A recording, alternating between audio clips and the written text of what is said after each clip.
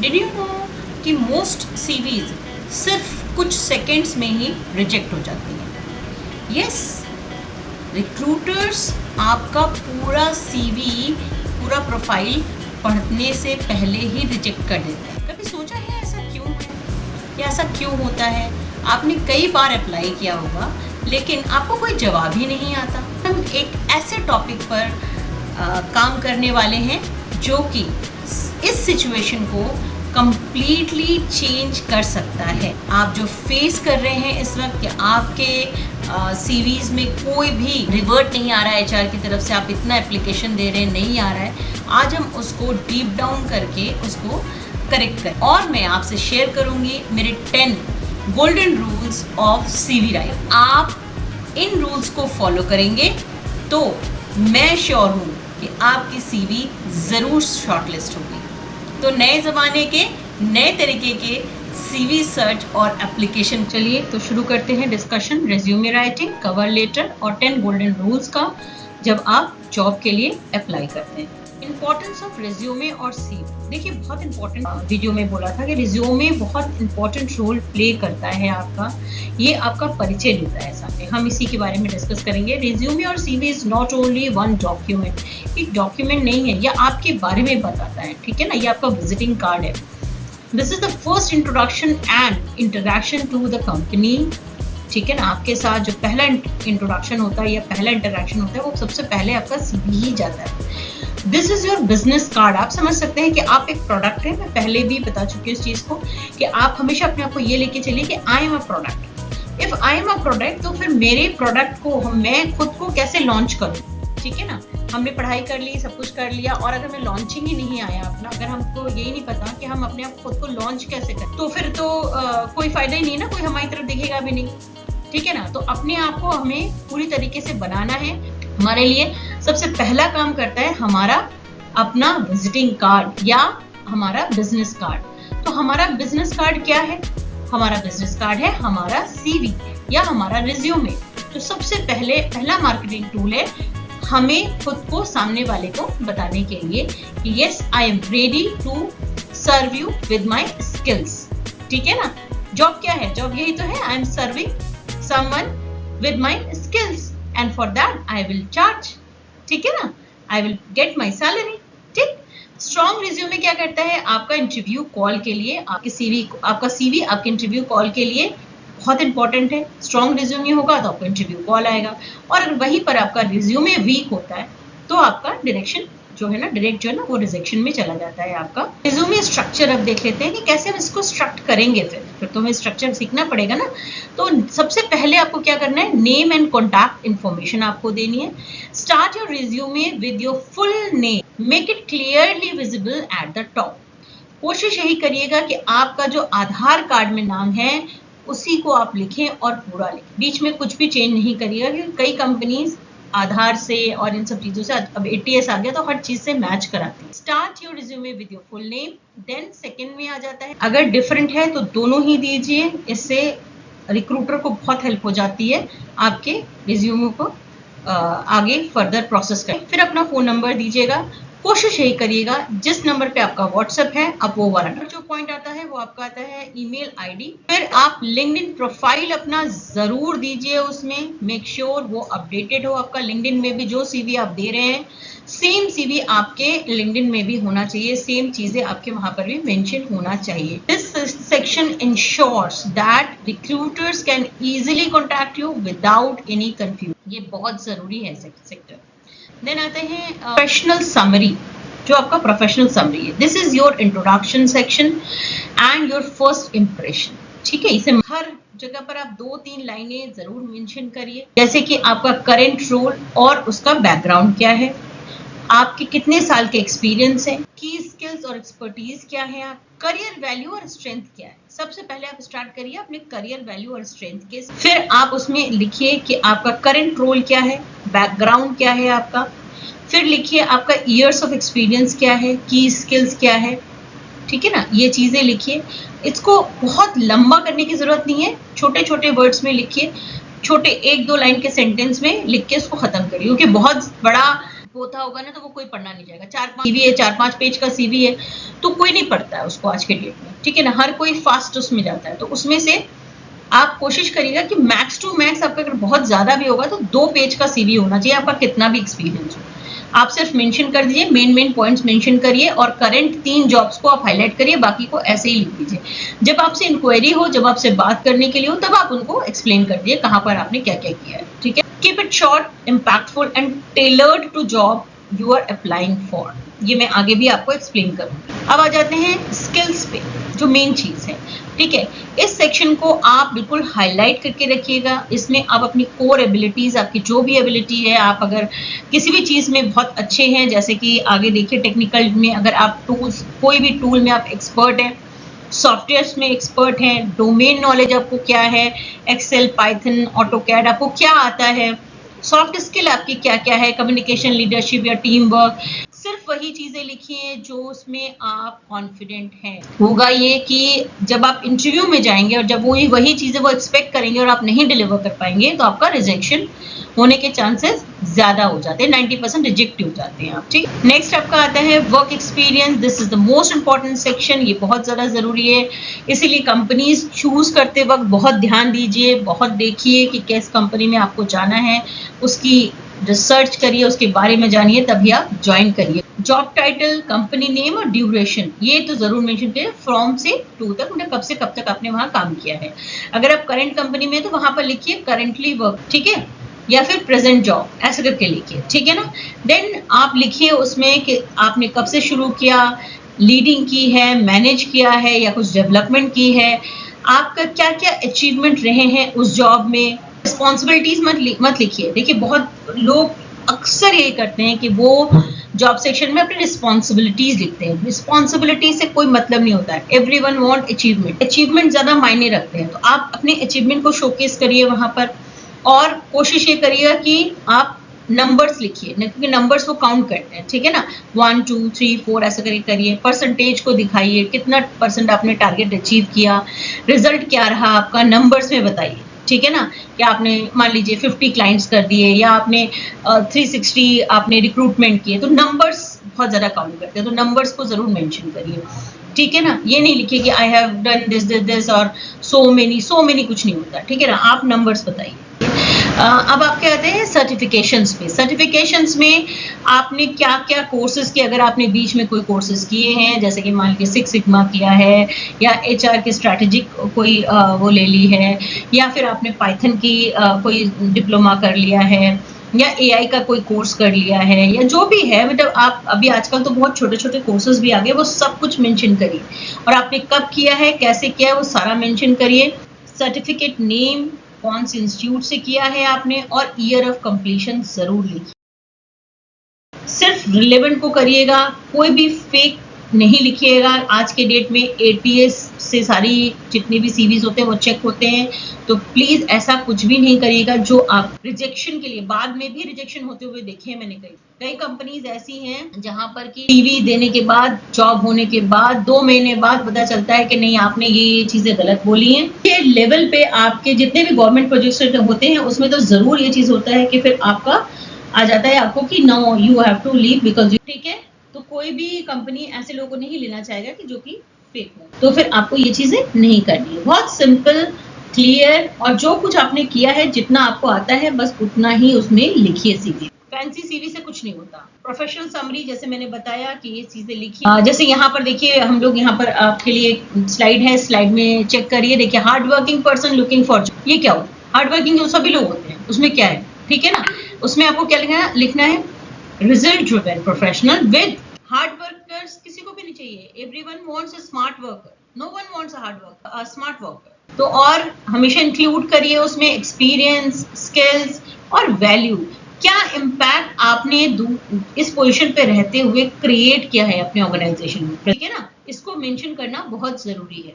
Work experience, जैसे कि मैंने बताया कि वर्क एक्सपीरियंस में जो कॉमन मिस्टेक्स हम लोग करते हैं वो क्या करते हैं, अक्सर लोग लिखते हैं हैंडल्ड क्लाइंट्स। अरे हैंडल्ड क्लाइंट्स क्या होता है, मैनेज 20+ क्लाइंट्स या इम्प्रूव रिटेंशन बाय 25% अगर आप एचआर के हैं। शो नंबर्स, जैसे मैंने कहा आपसे कि नंबर से सब कुछ बताइए। ये सारी चीज सिस्टम जो है ना आपके नंबर से चलती है, 1 2 3 4 5 6 7 8 जो भी आपने किया उसको नंबर्स के थ्रू ही बताइए। स्किल सेक्शन भी सेम वैसे ही आपका सारे के सारे स्किल्स आप बताएं, उसमें टेक्निकल स्किल्स और वो। कॉमन मिस्टेक्स क्या करते हैं लोग 90% एप्लीकेशन में, अब ये देख लेते हैं, बहुत इंपॉर्टेंट है।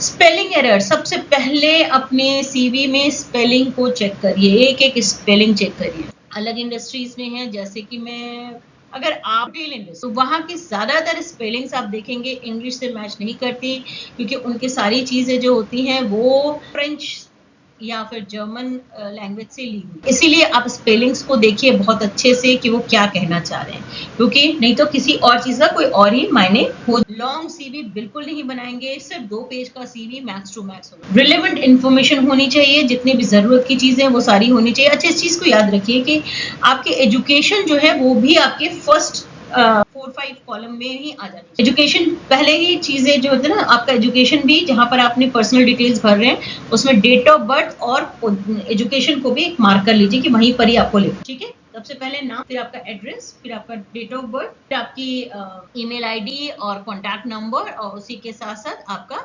एजुकेशन, ठीक है ना। ये बहुत जरूरी है, इसको प्लीज आप मेंशन उसी वक्त करिए। फैंसी फॉन्ट्स मत यूज करिए, बहुत तरीके की सीवी चल रही है आजकल, और मैं आपको बता दूं 90% सीवी रिजेक्ट कर देते हैं एचआर। अगर अच्छा एचआर है तो वो आपकी फोटो देख के कभी भी इंस्पायर्ड नहीं होगा, तो उसके अंदर का कंटेंट चाहिए उसको, ठीक है ना। उसके जो रिक्वायरमेंट है के पास रहती है अपनी रिक्वायरमेंट, उस रिक्वायरमेंट से आपका सीवी मैच कराने की उसको रहती है जल्दी, तो वो हमेशा अपने उसको रिलेवेंस को मैच कराएगा। और अगर आपका सीवी ज्यादा आपने फैंसी बना दिया और कुछ बना दिया और उसके अंदर कुछ भी नहीं हुआ तो उसका भी टाइम वेस्ट होता है, और फिर वो सीवी देखता है। Do not make a fancy CV, CV normal बनाइए। सारी चीजें होनी चाहिए, जो चीजें मैंने आपको बताई वो सारी चीजें होनी चाहिए, और उसके बाद आप अपना सीवी डालिए, ठीक। पर्सनल डिटेल्स भी कम से कम डालिए, जितनी जरूरत भर की चीजें वो तो जरूर दीजिए। अगर आप बाहर काम कर रहे हैं या फॉरेन में किसी कंपनी के लिए दे रहे हैं तो पासपोर्ट जरूर उसमें मेंशन करिए। बहुत इंपॉर्टेंट चीज है कवर लेटर। कवर लेटर वो चीज है जो आपके रिज्यूमे में ब्रीफली सामने वाले को बताता है, मतलब एक जिस्ट हो जाता है कि हाँ ठीक है ये बंदा कैसा है, उसके बाद उसका सीवी देखने में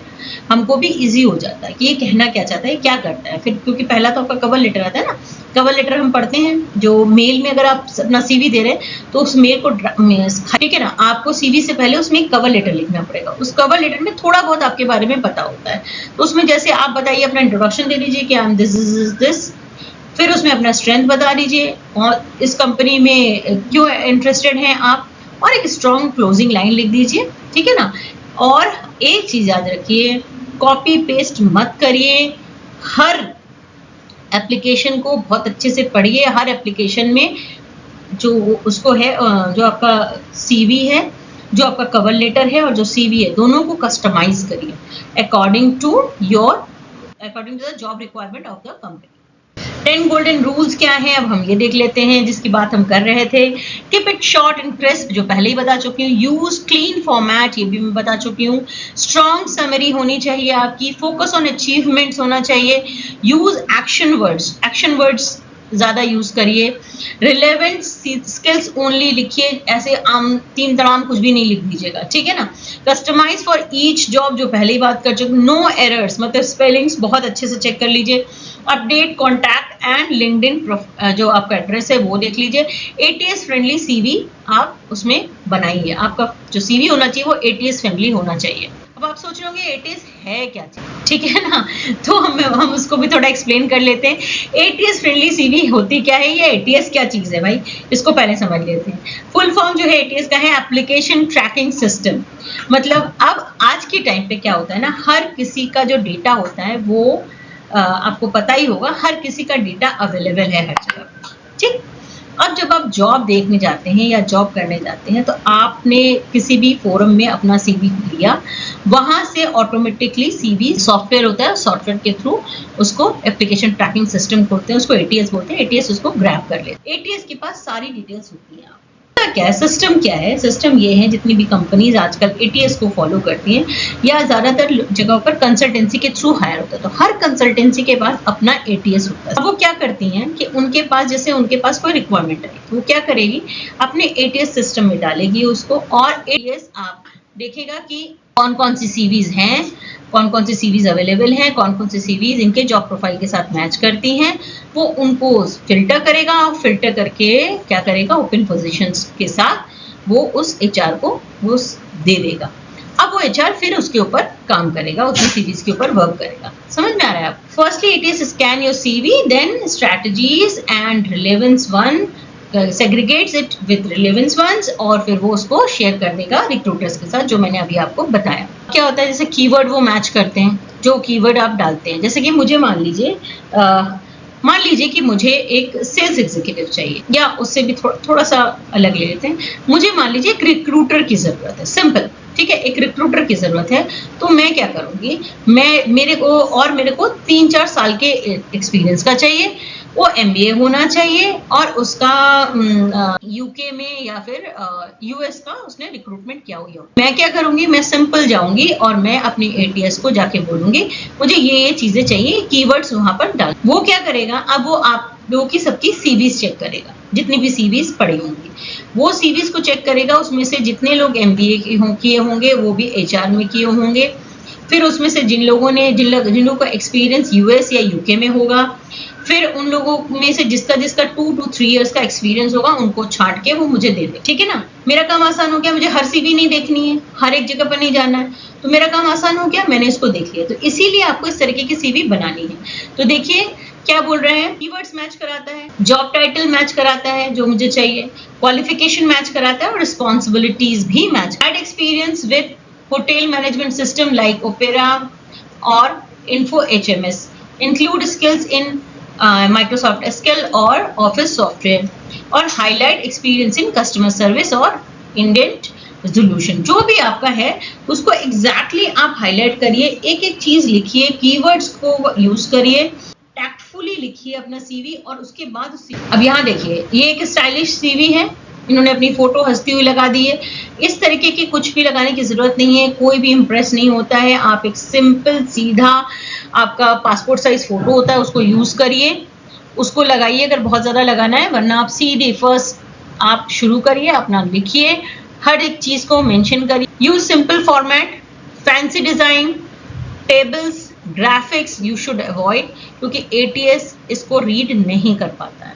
ठीक, use keywords from job description, जो जॉब डिस्क्रिप्शन दिया हुआ है उससे आप ले लीजिए, कीवर्ड्स ले लीजिए। Before applying to any job please go through the entire JD job description and do the required changes if your CV as per the same. Only getting your CV shortlisted. Do not put any false claim, as it will be a problem for you at the time of interview round.